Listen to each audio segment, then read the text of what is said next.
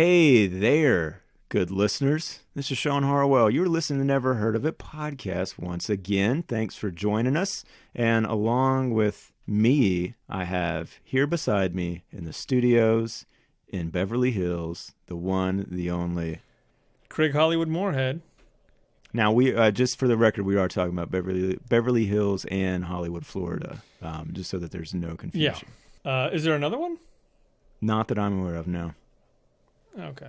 How are you? Doing great. Shawn, how are you? I'm doing pretty good as well. I'm doing pretty good. I like 1985, it turns out. Yeah, 1985 is not bad. Really just living in it at this point. I don't remember much about 1985, really. But I remember some of these movies. So that's how I live my life. The sad truth is, 1985 is mostly I just remember the movies. Yeah. If you didn't hear our last episode, we talked about the movies Fright Night and Once Bitten. A couple of vampire movies from 1985. You should definitely go check that out. And you can go back all the way through the whole series. That was part 5, I think. We have a tee-up episode between each one. Yeah. Where we kind of... This is one of them where we kind of talk about just some interesting trivia, a little bit of background on the movies themselves, so that when we have the big show, we just talk about the experience of watching the movie and what went down. That's right. But before we do that today with the two movies we're going to talk about, I had a couple things that popped up. I can't stop thinking about Fright Night, Craig, ever since we've been talking about it for 2 weeks now, and I still have a couple things that popped up. The biggest one, I think, is that, of course, after we recorded... I discovered that there is a 3.5-hour documentary called You're So Cool, Brewster, about Fright Night and Fright Night Part 2 and just the whole shebang. The trailer looks fantastic. I don't think it's streaming yet, but it's, definitely on my list there. It sounds like a beast to dive into there, 3.5 hours. But that is fascinating to me, yeah. The second thing is... I heard the Jay Giles Band on the radio today, and it dawned on me that they're the ones that did the theme song for Fright Night. And if you don't know Jay Giles Band, you probably know the song Centerfold and Freeze Frame from the 80s. And that sounds like two entirely different bands to me. Doesn't it? Totally. I really don't even believe you right now. Well, it's the truth. I don't know. I didn't go completely down the Jay Giles Band rabbit hole to find out maybe they have a different singer on the Fright Night song than they do. But yeah, that blew my mind a little bit. And then also, my wife Gretchen was listening to the podcast, and she said something about, did you guys talk about the werewolf in Fright Night? And I was like, what? Oh, crap. Totally forgot. I was watching the movie, and she walked in the room in the scene where we talked about Evil Ed's death and his transition and all that stuff. And yeah, there's a part of the movie where he's a wolf, and we didn't ever get into that. But did they explain that in the movie as to why some people who get bitten turn into other animals than bats, particularly like what I would just assume is, more or less a werewolf, right? Yeah, they didn't, but I think maybe that's kind of just accepted lore. Okay. They definitely didn't get into explaining that. But at the same time, I kind of felt like we kind of covered that just in talking about that transition. But yeah, we didn't bring up the fact that suddenly he was a wolf. Yeah. And nobody saw that coming. Right. Well, especially, if you've seen the Twilight movies, you know that the vampire werewolf factions they can be pretty testy with one another. Oh, man. Pretty darn testy. A lot of rivalry there. Mm-hmm. Rivalry goes back a long, long way, guys. Since the beginning of time, you might even say. Pretty much. Well, we'll close the book on Fright Night for now, but I'm sure 12 more things will pop up in the meantime. Such a fun movie. And Once Bitten as well. Don't want to slight that one at all. But today, I'm really excited because... we have a movie that you and I have talked about before on this podcast in relation to Anthony Michael Hall and probably something else here and there. And then another one that I didn't know existed until a few weeks ago. So the movies today are the classic Weird Science, John Hughes, and the maybe not so classic Private Resort. Ah, welcome to paradise. For the incurably romantic, there is Club Med. For the incredibly wild, there is the Club That's Mad. Private Resort, where two eager guys can resort to their most private fantasies. I'm telling you, this is the place to be. Private Resort is, as you might guess, a 1985 comedy film directed by George Bowers, who also directed My Tutor from 1983, which is also, I believe, a sex commodity. With a name like that, it has to be, right? Indeed. He directed a bunch of episodes of Dukes of Hazzard. Great. But it looks like he made most of his bones as an editor, editing such movies as 2005's Roll Bounce, 2001's From Hell, another Depp movie, 1999's Deuce Bigalow Male a Gigolo. Sure. And also A League of Their Own. Oh, wow. Oh, and The Stepfather, a 1987 horror movie that if you haven't seen it and you enjoy horror movies, you have got to watch that. If that is something you've never heard of, it is my gift to you. Stepfather is great, not in an ironic way, but in an actually sincere, great way. Well, I don't think I've ever seen it, so I have some homework then, huh? Oh, man, it's good. So George helped give us that stuff. It was written by one of the writers, anyway, that I could find anything out about, was Alan Wenkus. Excuse me? I'll say it again. Alan Wenkus. Okay. And he, I guess this is one of the things I'm trying to figure out exactly. There's a chance that this took me to the wrong Alan Wenkus. No, there's other Alan Wenkuses? I know. How many Alan Wenkuses could there be? Sheesh. Well, because on the Private Resort page, it talks about Gordon Mitchell being another writer, and that link took me to a guy who was an actor throughout his entire career, and it doesn't mention anything about Private Resort. And the Alan Wenkus link that I found, now that I'm really diving into it, I like to wait until the moment we sit down to talk before I try to learn anything. No, I guess he was kind of a script doctor. He co-wrote the screenplay Private Resort. He co-wrote and co-executive produced Universal's Straight Outta Compton. No kidding. Wow. Screenplays in development, including a remake of the film Dolomite. No joke. So, I don't know. Pretty much a direct line from Private Resort to Dolomite there. As expected, yes. So, Private Resort, it's a sex comedy. We're talking about sex comedies, which were very big in the 80s. Maybe the biggest in 85. I don't know. God, there's so many. Maybe this is when they were going to peak, but it's about Johnny Depp and Rob Morrow, who are just guests at a private resort. And they are looking for hot chicks. Yeah. And that's pretty much your movie. There's a jewel thief involved. I read the synopsis earlier today. And, I kind of knew what it was about before then, except for the part about the jewel thief. And that made me laugh so hard for some reason, because it just seemed like the synopsis works totally without the jewel thief. But then do you need a jewel thief in a sex We'll find out when we watch it. But yeah, that made me laugh. So I'm kind of excited to see what the hell they do with that. And I'm excited to see that the jewel thief is played by Hector Elizondo.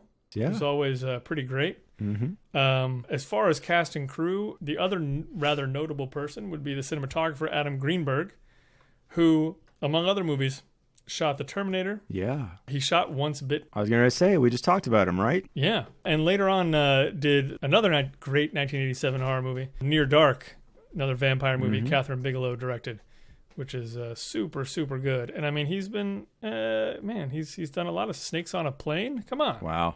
The movie came out May 3rd, 1985. It grossed $331,000 at the box office. So it did not do terribly well. The reviews were not that great. Did you say 331,000 at the box office? That's what it says. I believe you. I just felt like that bared repeating. Yeah, I mean like you think about how few movies came out back then. Sure.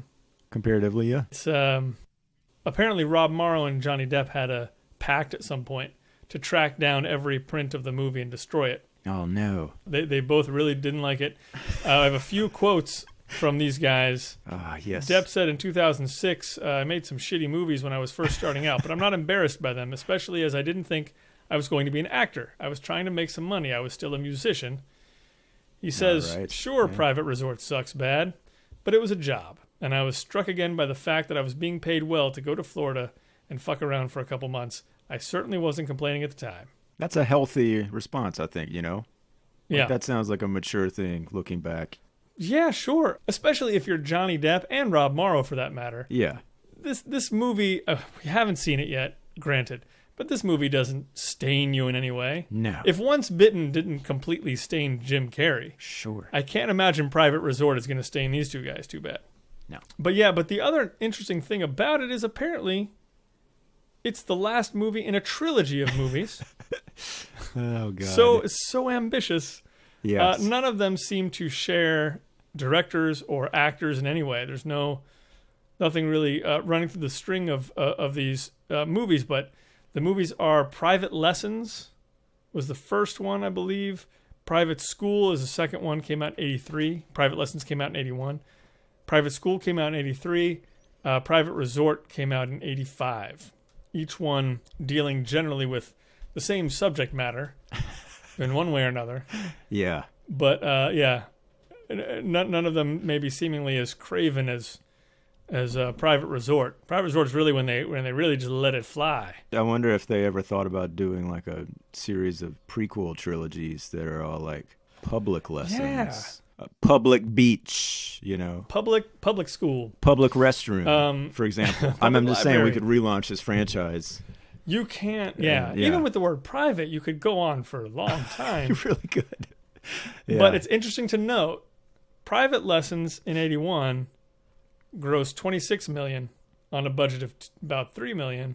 Private School grossed $14 million, also I think on a similar small budget. And then, boy, Private Resort fell short of both of those. How did that happen? So, tough run for old Private Resort. We're going to see what it's all about very soon. Amazing. I kind of feel like I might have seen this for some reason, but yeah, none of it's really ringing any bells for me. What about you? Not at all. And I can only hope that it will make sense without us watching the first two movies in the trilogy Oh, yeah, of private films. indeed. That's nuts. No, I didn't know about it. I couldn't be more excited to dive into it now. And yeah, I think it's out there on most of the for purchase streaming platforms right now. And I'm sure you can find it on disc probably. I think that'll be interesting to see something that did not succeed in the way that Weird Science did, for example. Well, and I'll throw this out there. The original poster of Private Resort, it has a lot of ladies laying down. Of course, they're all super topless. Mm-hmm. But on their backs, each one of their backs has a different letter of the words Private Resort. And then there are two guys also laying on the beach, sort of breaking them up. Neither one of the guys look like they're Johnny Depp or Rob Morrow. Is that it's like, right? It's like the poster Okay. has nothing to do with the movie. I mean, trying to figure this out, but neither one of those guys look anything like our heroes. So anyway, something to think about. Well, just to tie it back to our own podcast, will this be better or worse than Dangerous Curves?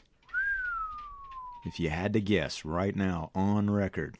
In a weird way, I feel like it's gonna be neck and neck. Okay. You know, it kind of reminded me of Dangerous Curves because I was reading through the cast list, and there's somebody who's listed as like the security chief or the security guard. And I was boy. like, oh man, Oh boy. here we go again. Yeah. Yeah. If somebody's supposed to take a car to Aspen, I'm out. I'm done. Yeah, no. Craig, you want to hear about Weird Science? Let's get weird. You know how you're always talking about how you can simulate all that stuff on your computer? What's the difference? Why can't we simulate a girl? I don't know. I guess I could, but why? It's two-dimensional on the screen. It's not flesh and blood, Gary. Well, I know that, but you know we can use it. Why? We can ask it questions. We can put it in real life sexual situations and see how it reacts. Like real sick, demented shit. You'd love it. We will definitely get weird with this one because, man, there's some fun trivia, not surprising, that has to do with poop and fart and all kinds of fun stuff. So look forward to that here in a second. Of course, this movie was written and directed by the late John Hughes. You know, even just looking again today at that guy's credits, it's unbelievable. For starters, I don't know why. I'm sure I knew this. Completely forgot he wrote both of the Vacation movies, the first two. Oh, yeah. Second one, obviously, European Vacation. We're going to get to that one. Came out in 85 as well. So within the span of, 2 years here, just 84 and 85, you had 16 Candles, Breakfast Club, and Weird Science that he had directed, and a European Vacation that he had written. Pretty in Pink, Ferris Bueller's Day Off are all coming the year after. I mean, it's just an incredible string. There is a documentary that has come out since his death called Don't You Forget About Me. Of course, it would be called that. Oh, yeah. and I want to see it, but I'm afraid it's going to be sad. So I haven't got around to watching it yet. This movie was produced by Joel Silver, which I think we mentioned in our Commando episode. He also did Brewster's Millions in '85. That's really 3 very different movies, I think, in a lot of ways. Yes. We've got Anthony Michael Hall, of course, we mentioned, and I'm not quite sure how to pronounce this guy's first name. I think it's Alon. It's Ilan. He's the guy that played Wyatt. Alon Mitchell Smith. Sounds about right. It's an interesting career for him because he's so distinctive in this movie, and we'll talk about it more in the full episode, but really the credits are pretty limited. He did some episodes of The Equalizer on TV and a show called Superboy, and then just a very small number of movies, one of which was called The Chocolate War, which came out after this, which sounds like a kid's movie, but I think it's like a Catholic school drama kind of thing, if I'm not mistaken. Or were you thinking of something different? Sounds right. No, that sounds right. Okay, yeah. Of course, you got Kelly LeBrock as Lisa. She had been in The Woman in Red. Originally, though, this movie was starring a model named Kelly Imberg, and I think they even shot some footage with her before she was replaced. I could not find out exactly why she was replaced, although I can only assume they weren't happy with her performance. Apparently, Demi Moore and Robin Wright both auditioned for the role. I feel like maybe I could see a version with Demi Moore, maybe, I don't know. Well, yeah, she was in St. Elmo's Fire. She really seems still like a kid back then. Like Kelly LeBrock seems a little more mature, I guess. For sure, yeah. Robin Wright too, yeah. I don't know. Bill Paxton, I mean, obviously, like a huge break and role for him here. Yeah. Especially since we didn't mention the fact that he was in Commando, and we didn't mention it because he's got like 2 lines, and it's such a small, tiny thing. Robert Downey Jr., who also did Tough Turf and Girls Just Want to Have Fun in '85. Robert Russler, who played the other sort of bully guy, just started with this movie pretty much. Did Facts of Life as well that year. And after filming Weird Science, went on to Nightmare on Elm Street 2 in '85. So we'll be seeing him again. Do you remember him in that movie? I don't. Yeah, I haven't seen that in forever. You got Suzanne Snyder and Judy Aronson, who played the 2 kind of pseudo girlfriends. Suzanne Snyder was in Remo Williams in '85. Also, Craig, Night of the Creeps and Killer Clowns from Outer Space. Love it. Did I say out of space? From outer space. Jesus. Out of space. Killer Clowns from outer space. Outer space. And then Judy Aronson is going to pop up in American Ninja in 1985 as well, so that's fun. Love it. And then last but not least, Vernon Wells, who basically reprised his character from Road Warrior. Yeah. He was Bennett, though. He was Bennett in Commando, which I didn't even think about. Yeah. No, I didn't even think about that either. Yeah. So a bunch of Commando connections in this movie, oddly enough. Music by Ira Newborn, who did Into the Night in '85. I don't know that movie. Also he did a bunch for John Hughes, 16 Candles, Ferris Bueller, etc. Theme song, of course, by Oingo Boingo, written by Danny Elfman.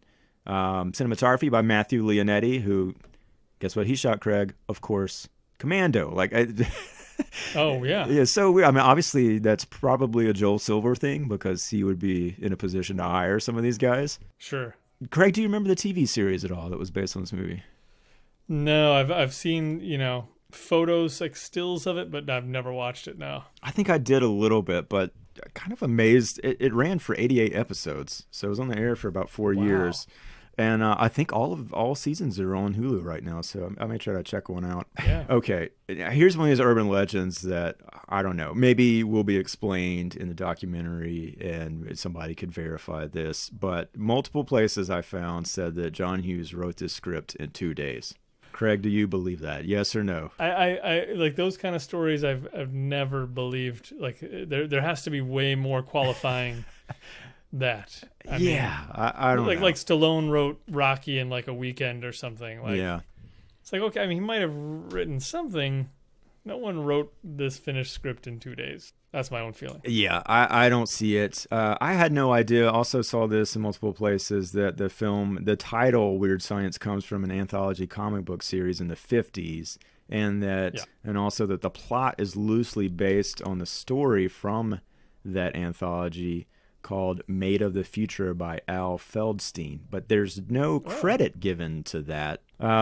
Let's see here. So I think the rest of this is just kind of fun stuff. Obviously, there's been ink spilled about sort of this little universe that John Hughes created in these teen movies. Shermer High School is a high school that Wyatt and Gary go to in this movie. They also name the high school in The Breakfast Club. Apparently there's a shot that is used in the beginning of 16 Candles, as well as the end of Weird Science, of the high school. And it's like the exact same, you can see the exact same extras and everything. So, oh, wow. I didn't realize that. Yeah, it says it's at the end of Weird Science, so we'll keep our eyes peeled for that.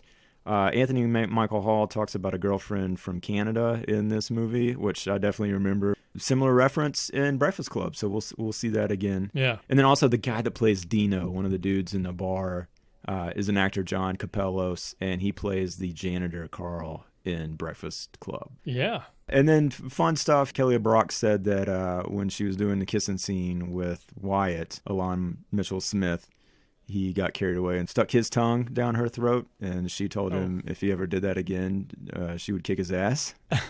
Which, I mean, we're going to have to talk about the fact that I think he's like 14 at the time of this. I mean, we'll get into that in the next episode, but there's some interesting stuff going on when you do stop and think about it. I guess Downey Jr. was on the Howard Stern show, and this is my favorite bit of trivia, but it says that he cleared up the rumor that he defecated in Kelly LeBrock's trailer. Now this says that I had never heard that rumor, but but I do love it. He stated he and his co-star Robert Russler joked about defecating in people's trailers throughout the shoot, and that they eventually did it in one of the female cast members' trailer, but it was not hers. It was not Kelly LeBrock. John Hughes questioned everybody in the cast as to who did it, and when he came to Downey, Robert Downey Jr. said, "No, but I sure wish it was me who did it." There's only so many women in this movie, so by process of elimination, I think we could figure out who it was here. Yeah, certainly anyone who would have a trailer, yeah. Yeah, and then on a similar note, Robert Russler said that, there's that scene when they have the big party and things go to hell, and there's a rocket that comes up through the floor, right? You remember that? Oh, yeah. Yeah, okay, so apparently right before the cameras rolled, now this is like a really complicated shot to set up, Anthony Michael Hall farted and it ruined the take because people started laughing. And so he estimates that the scene cost probably $100,000 just to shoot the scene, and because the take was blown, they had to film it in reverse, with additional tweaks in post-production. And then this is kind of fun as well, just again on the same theme, and this is explaining so much about why I love this movie as a kid. Bill Paxton, as we know, famously gets turned into a turd. And they designed the puppet to be operated solely by him, but apparently he got too claustrophobic in the suit, bowed out, and they hired two little people, Kevin Thompson and Joe Geib, who were crammed inside and worked all the mechanisms. That's crazy. Yeah, so... I love it. Last thing here. This is kind of interesting, too. I'd never heard about this, but... So in the final cut of the film, Max and Ian, that's Robert Russler and Robert Downey Jr., our last scene, they kind of run away from the party when the biker gang shows up, right? Right. Apparently there was a shot or a scene shot after this where we see them again, and there's like all this crazy stuff going on. There's these weird clouds that show up, and it somehow in that process, those two guys get transformed into a pig and a donkey. And they bend over to see the reflections in the hubcaps of a car, and their animal tails, rip through the seats of their pants. That sounds so out of character with this movie in a lot of ways. Yeah. And this credits Joel Silver for insisting that they lose that. And it says that there are photos out there that were published in Cinefantastique, which I don't guess is another magazine you read as a kid. It was definitely one I looked through. Okay. It didn't have the awesome gross makeup in it, though, most of the time, so I couldn't go for it. Yeah. But that's pretty much it for Weird Science. We mentioned before, I think it finished, let's see here, where was it? 38th on the year at the box office, $23 million. right in between The Emerald Forest and Santa Claus, the movie. Not bad. I mean, No, not at all. I will be watching both of these to kind of see why one teen, very weird, probably misogynistic sex comedy worked, and the other one didn't make $350,000 at the box office. I'm guessing it has something to do with high concept. But and John Hughes' name probably. Yeah, I think that has a lot to do with it. We'll see. But that's it. Yeah, Weird Science is also out there, available for rent everywhere. I don't think it's streaming on one of the subscription sites right now, but maybe it will very soon. But watch it again and come back and join us as we dive in to both of these. We'll put the bras on our head and fire up the floppy disk, Craig. As I normally do. Sweet. All right, y'all. We'll talk to you next time.